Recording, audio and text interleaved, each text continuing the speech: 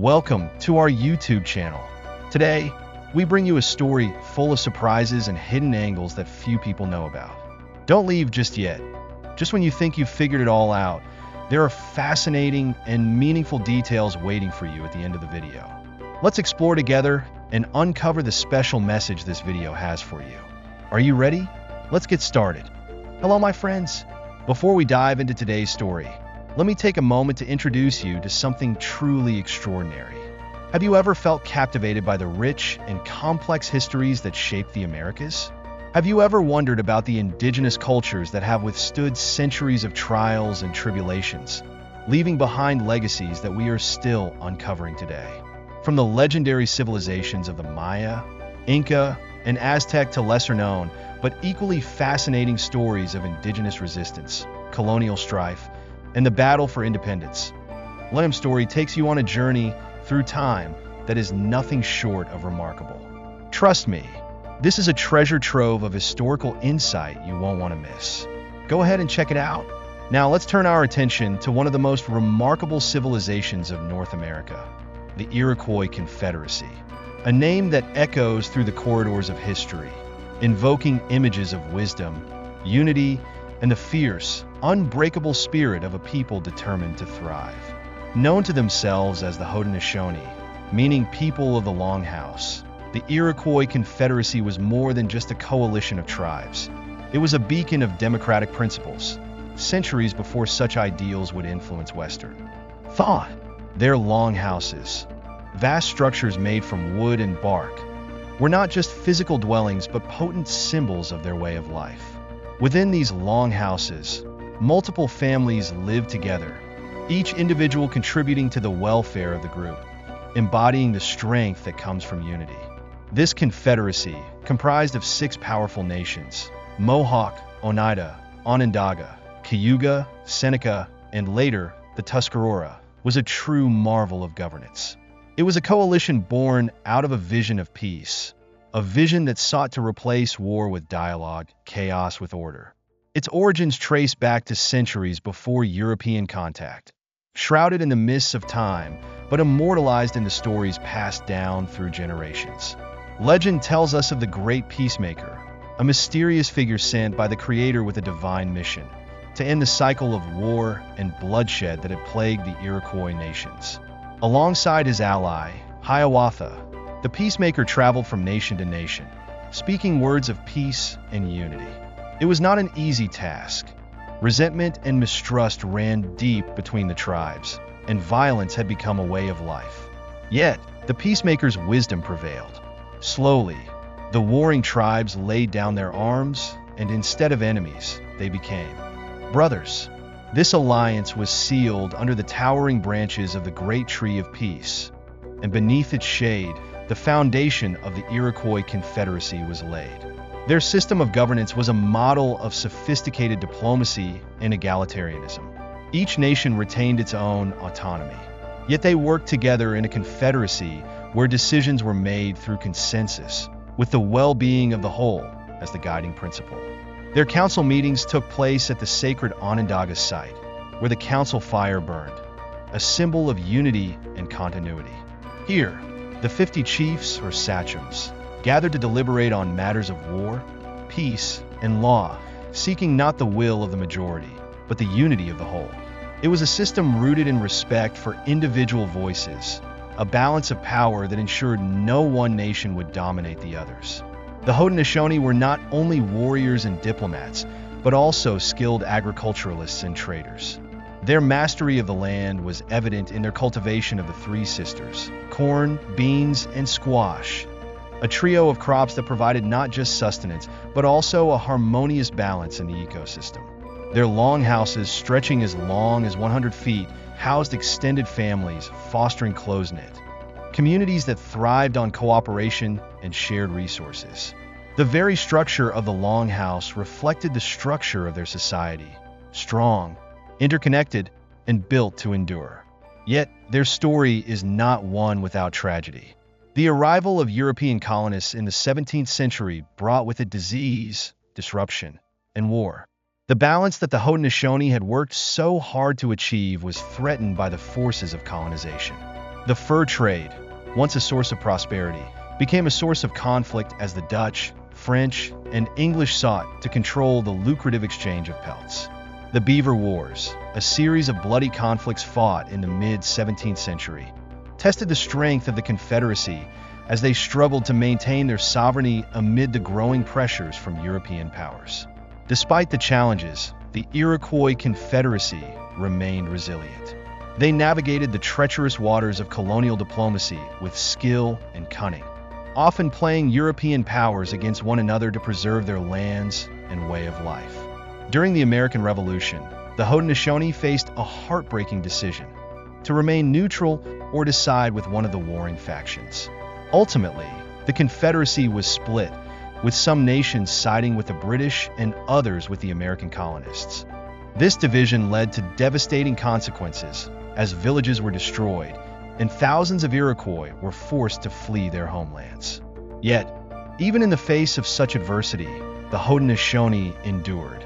Today, their legacy lives on. The principles of the Iroquois Confederacy, the importance of unity, respect for individual voices, and the pursuit of peace, continue to inspire.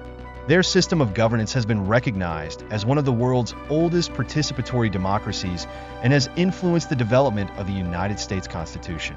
Their story is one of resilience, wisdom, and the unbreakable spirit of a people who refuse to be defeated.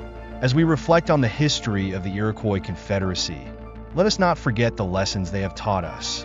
In a world that often feels divided and chaotic, their vision of peace and unity offers a powerful reminder of what we can achieve when we work together for the greater good. So, as we continue to explore the incredible histories of the Americas, let us remember the Haudenosaunee, the people of the Longhouse, and the legacy they have left behind. Their story is not just a chapter in the past, but a living testament to the power of unity, resilience, and the pursuit of peace. The Iroquois Confederacy, an alliance that would come to define the strength and resilience of the Haudenosaunee people, was originally composed of 5 great nations: the Mohawk, Oneida, Onondaga, Cayuga, and Seneca. Each of these nations held distinct identities, fierce in their independence, and yet, over time, they found themselves bound by a common vision.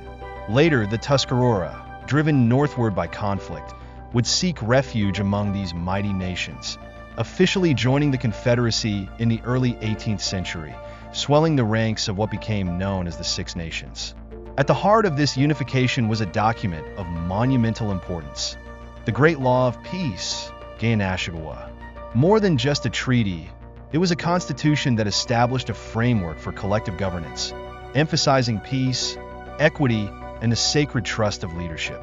The intricate details of this constitution, built on principles of democracy and consensus, have fascinated historians and political scholars alike for centuries. And none more so than Benjamin Franklin, one of America's founding fathers. Franklin, ever curious and sharp-witted, found himself deeply inspired by the structure of the Great Law of Peace. It's widely believed that the Iroquois Confederacy's model for governance left a profound impact on the framers of the United States Constitution itself, a legacy that intertwines the indigenous wisdom of the Haudenosaunee with the birth of modern democracy. But this confederacy was not born from a place of peace. Before the arrival of unity, the Iroquois nations had been locked in brutal, bitter warfare with one another. It was a time when bloodshed seemed unending, and the thirst for revenge ran deep in the hearts of warriors from every tribe. The land that they all called home was stained with the violence of generations past. According to the oral tradition passed down through centuries, salvation came in the form of a man known as the Peacemaker. His name, though often left unspoken due to the reverence surrounding him, is etched into the very fabric of Iroquois history. The Peacemaker was believed to have been sent by the Creator with a divine mission: to put an end to the ceaseless conflict and bring the nations together under a banner of peace and shared prosperity. One of the most enduring and powerful figures in this saga is Hiawatha, an Onondaga chief whose heart had been shattered by grief. Hiawatha had known deep sorrow, having lost his family in the midst of the violent struggles between the Iroquois nations. His mourning weighed heavily on his soul, casting a dark shadow over his once proud spirit. And yet, it was in this darkest of times that Hiawatha would encounter the peacemaker. Together, these two visionaries set out on a quest that would change the course of history. Their journey was far from easy. The peacemaker's words were powerful, but the mistrust and hatred that had taken root over generations were not easily dislodged. It took time, patience, and a profound belief in the possibility of a better future. But slowly, the leaders of the nations began to listen. One by one, they set aside their weapons, choosing to gather under the great tree of peace, a towering white pine whose branches would shelter the united peoples of the Iroquois Confederacy. Beneath its protective shade, they buried their weapons of war, symbolically ending the bloodshed that had ravaged their lands. The exact timing of these events remains a mystery, shrouded in the oral traditions that have preserved the story through countless generations. Some believe that the Confederacy was forged in the late 1100s during a time when Europe was still emerging from the shadow of the Dark Ages. Others place the event closer to the late 1500s, at a time when European explorers and settlers were beginning to make their presence felt on the North American continent. Without written records, the precise date remains uncertain, but what is undeniable is the profound impact that this unification had on the Iroquois people, and indeed on the world. The story of the great peacemaker and the wise Hiawatha unfolds like an epic journey, a pilgrimage of peace and unity that would forever change the destiny of the Iroquois peoples. Driven by an unshakable vision, the two traveled from one nation to the next, their hearts heavy with the knowledge of the bloodshed that had plagued their lands for generations. It was not merely a physical journey, but a spiritual one as well.